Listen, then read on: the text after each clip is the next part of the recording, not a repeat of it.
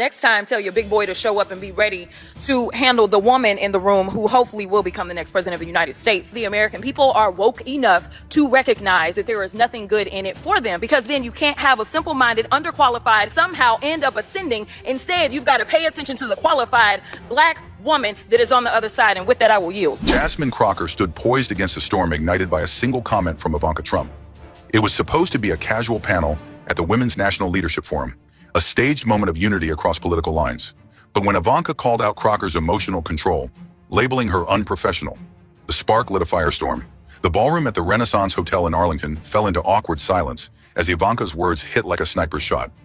As the clip went viral, millions flooded Twitter, and soon Jasmine Crocker's name was trending. Jasmine, eating leftover chicken salad in Dallas, was unfazed, her phone lighting up with notifications. The comment was personal, reckless, and racial. But Jasmine wasn't one for emotional responses. Instead, she sat in the quiet, making her decision with cold precision. She wouldn't just clap back, she would set a precedent.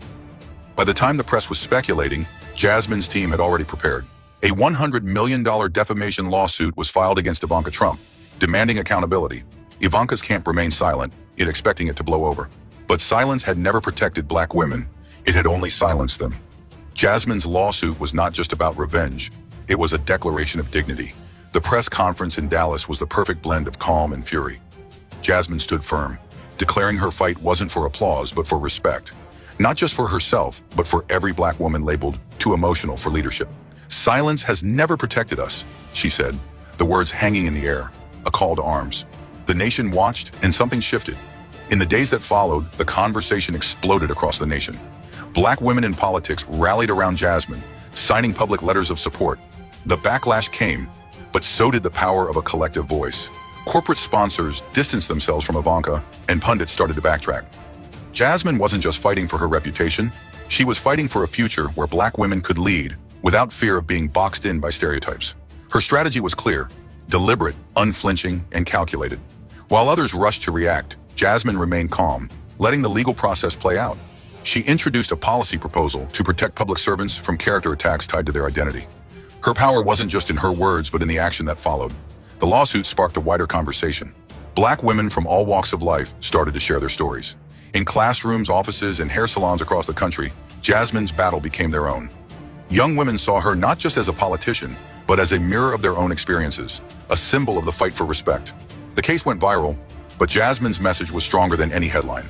Ivanka's team scrambled, but the damage was done. They had underestimated Jasmine. She wasn't playing defense. She was rewriting the rules.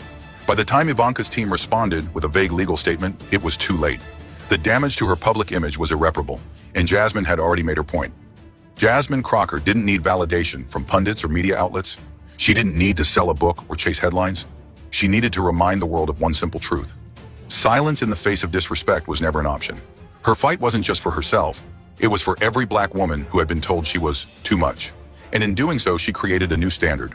One where the voices of women like her could no longer be dismissed. Her legal battle wasn't just a personal one.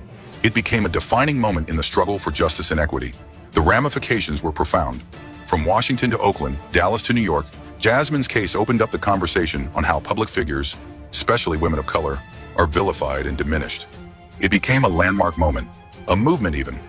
The nation's conversations changed. The fight for respect and equality wasn't just about policy.